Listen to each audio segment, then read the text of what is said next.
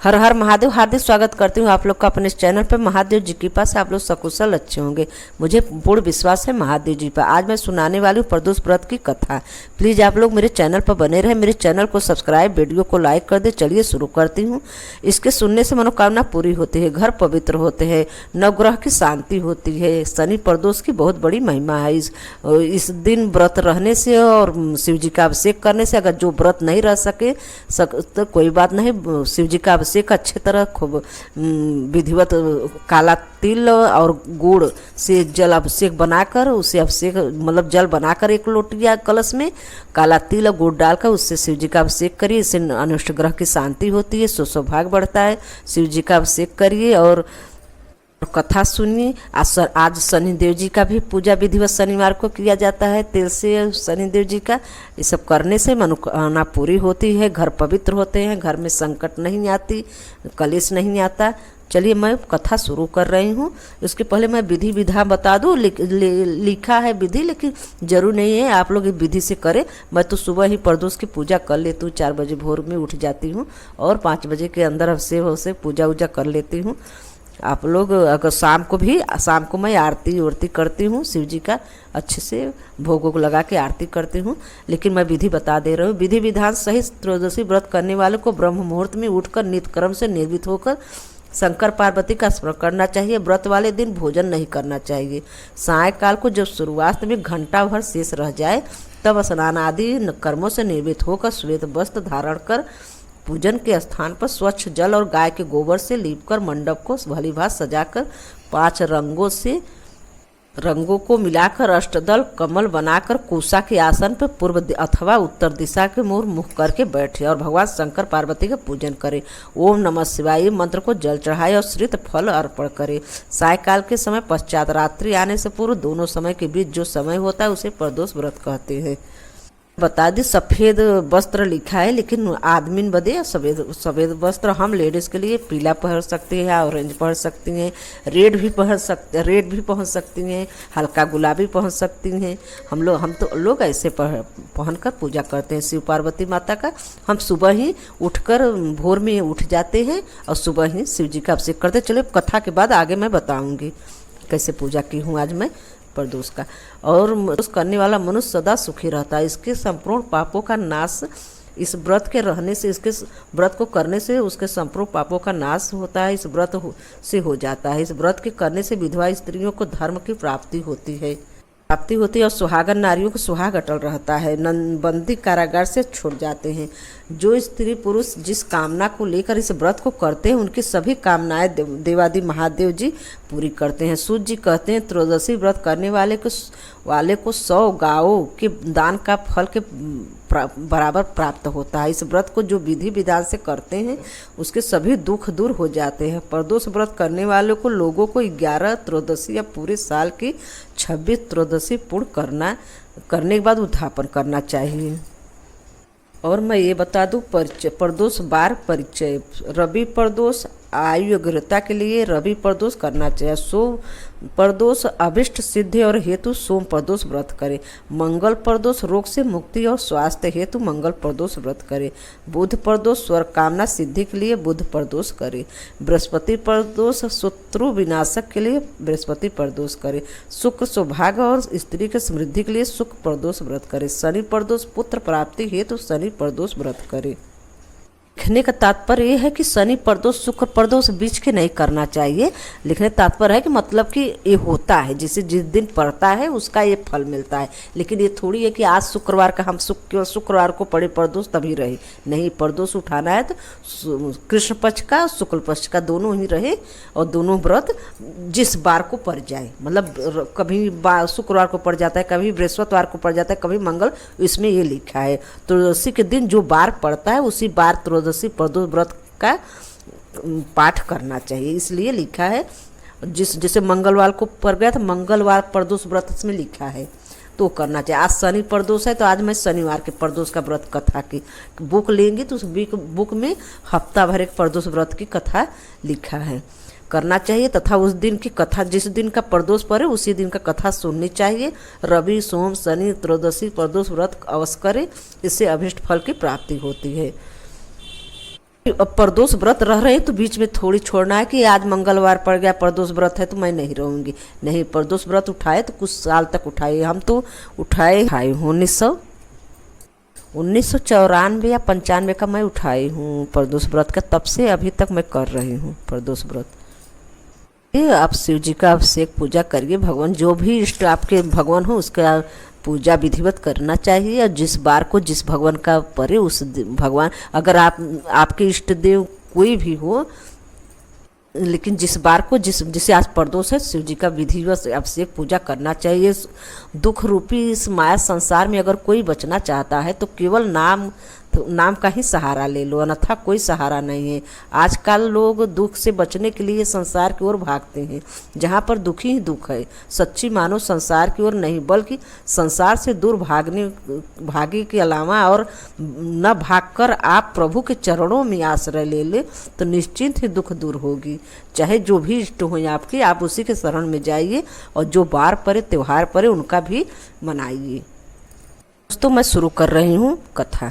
शनिवार का गर्गाचार्य जी ने कहा, हे महामते, आपने शिव शंकर को प्रसन्न करने हेतु तो समस्त प्रदोष व्रत की वर्णन किया। अब हम शनि प्रदोष विधि सुनने की इच्छा रखते हैं, सो कृपा करके सुनाइए। हे ऋषियों, तो सूत जी बोले, हे ऋषियों, निश्चित रूप से आपका शिव पार्वती के चरणों में अत्यंत प्रेम है। मैं आपको शनि त्रयोदशी व्रत की विधि बतलाता हूँ, सो ध्यान से सुनो। प्राचीन कथा है कि एक निर्धन ब्राह्मण की स्त्री दरिद्रता से दुखी हो शालीन ऋषि के पास जाकर बोली, हे महामुनि, मैं अत्यंत दुखी हूँ, मेरे दुख का निवारण का उपाय बताइए। मेरे दोनों पुत्र आपके शरण में हैं। मेरे जेठ पुत्र का नाम धर्म है जो कि राजपुत्र है, और लघु का नाम शुचिव्रत है जो कि दारिद्री है।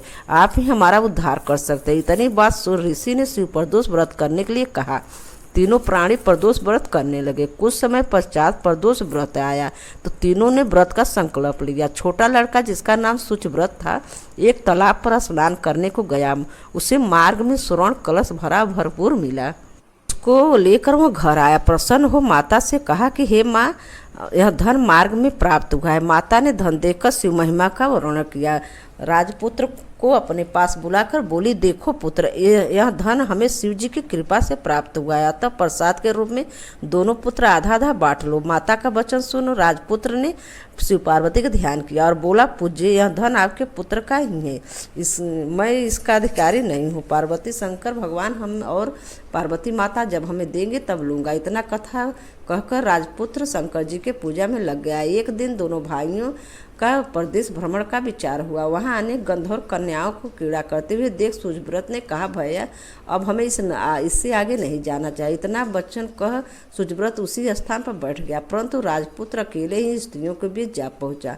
वहाँ एक अति सुंदरी स्त्री राजकुमार को देख मोहित हो गई और राजपुत्र के पास पहुंचकर अपनी सखियों से कहने लगी, हे सखियों, इस वन के समीप जो दूसरा वन है तुम वहाँ जाकर देखो। भांति भांति के पुष्प खिले हैं, बड़ा सुहावना समय है, इसका शोभा देख कर आओ। मैं यहीं बैठती हूँ, मेरे पैर बहुत पीड़ा है। यह सुन सब सखी दूसरे वन में चली गई। वह सुंदरी राजकुमार की ओर देखती रही। इधर राजकुमार भी उसे कामुक दृष्टि से निहारने लगा। युवती बोली, आप कहाँ रहते हैं? वन में कैसे पधारे? किस राजा पुत्र हैं? क्या नाम है? राजकुमार बोला, मैं विदर्भ नरेश का पुत्र हूँ, आप अपना परिचय दे। युवती बोली, मैं विदर्भ नामक गंधर्व के पुत्र हूँ, मेरा नाम असुमति है। मैंने आपकी मन स्थिति को जान लिया, आप मुझ पर मोहित है, विधाता ने हमारा तुम्हारा सहयोग मिलाया है। युवती ने मोतियों का हार राजकुमार के गले में डाल दिया। राजकुमार हार स्वीकार करते हुए बोला, हे भद्रे, मैंने आपका प्रेमोपहार स्वीकार कर लिया, परंतु मैं निर्धन हूँ। राजकुमार के इन वचनों को सुनकर गंधर्व कन्या बोली, मैं जैसा कह चुकी हूँ वैसा ही करूँगी, अब आप अपने घर जाए। इतना कहकर गंधर्व कन्या सखियों से जा मिली। घर जाकर राजकुमार ने शुचिव्रत को सारा वृत्तांत सुनाया। जब तीसरा दिन आया तो राजपुत्र शुचिव्रत को लेकर उसी वन में जा पहुंचा। वहीं राज अपनी कन्या को लेकर आ पहुंचा। इन दोनों राजकुमारों को देखकर आसन दे कहा, मैं कैलाश पर गया था और वहाँ शंकर जी ने मुझसे कहा, धर्मगुप्त नाम का राजपुत्र है, वो जो इस समय राजविहीन है और निर्धन है, मेरा परम भक्त है। गंधर्व राज, तुम उसकी सहायता करो। मैं महादेव जी की आज्ञा से इस कन्या को आपके पास लाया हूँ, आप इसका निर्वाह करें, आप मैं आपकी सहायता कर राजगद्दी पर बैठा दूंगा। इस प्रकार कहकर गंधर्वराज ने कन्या का विधिवत विवाह कर दिया। विशेष धन और सुंदर गंधर्व कन्या को पाकर राजपुत्र अति प्रसन्न हुआ और भगवत कृपा से अपने शत्रुओं का दमन करके राज का सुख भोगने लगा। बोलो हर हर महादेव, उमापति महादेव की जय। कथा यहीं पे प्रदोष व्रत की कथा, शनि प्रदोष व्रत की कथा यहीं पे समाप्त होती है। शनि प्रदोष है, आप लोग मंदिर अगर आसपास हो तो जाकर पूजा करिए, शिव जी का अभिषेक करिए, घर पे करिए, कहीं भी करिए। आप अगर मंदिर हो तो मंदिर पे जाइए। इस बात का ध्यान रखनी चाहिए कि गंगा जल अपना लेकर जाइए। अगर पूरी कलश भर कर नहीं ले जाए, छोटी सी शीशी में ले जाइए और वहाँ जो जल रोपेंगे उसी में थोड़ा सा गंगा जल डालकर तब अपना जल रोपिए, मतलब जल अपना लीजिए, दूसरा जल वहाँ मंदिर से ले लीजिए। पहले अपना जल डालकर कलश में डालकर फिर साफ पानी डालकर फिर पूजा करें। शिव जी भरकर ऊपर रखा रहता है, उसमें थोड़ा सा डालकर तब पूजा शुरू कीजिए। शिव जी का जलधारी से लेकर फिर पूजा उजा करने के बाद जलधारी में जो जल गिरता है वहाँ से थोड़ा सा लेकर अपने घर आना चाहिए और पूरे घर में छेड़ देना चाहिए। इससे निगेटिव दूर होती है, घर का खत्म होती है और नकारात्मक घर से दूर होते हैं। और अगर आप उत्तर दिशा में जल भरा कलश का लोटा भर कर रखती हैं, जैसे कि पूजा उजा खत्म हो गया तो एक कलश लोटी मतलब न कलश हो तो लोटिया जो लोटा होता है उसे भरकर आप अपने उत्तर दिशा साइड में जहाँ मंदिर है वहाँ रखें। रात भर रखा रहने दें। सुबह उठकर वहीं उस जल का लोटा अगर आप पौधा में डाल दें, नहीं तो अपने पूजा के बर्तन साफ करने के लिए यूज कर सकती हैं। ये सब करने से आप घर में बरकत होती है और वास्तु दोष समाप्त होते हैं, घर के नेगेटिव समाप्त होते हैं, घर में आने वाली कोई भी परेशानी प्रॉब्लम हो खत्म होती है। शनिवार भी है, शनिदेव जी का पूजा कीजिए। अगर सुबह नहीं कर पा रही है तो शाम को ही शिव जी का,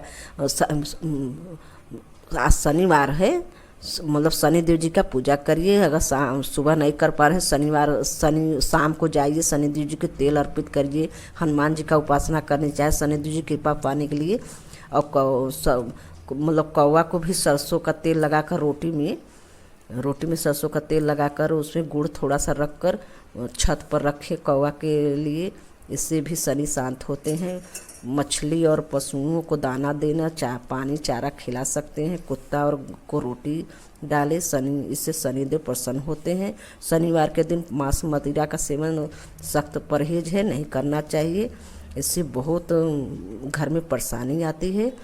और हनुमान चालीसा सुंदर कांड का पाठ करने से जीवन की भी कठिन से कठिन कठिनाइयाँ से मुक्ति मिलती है।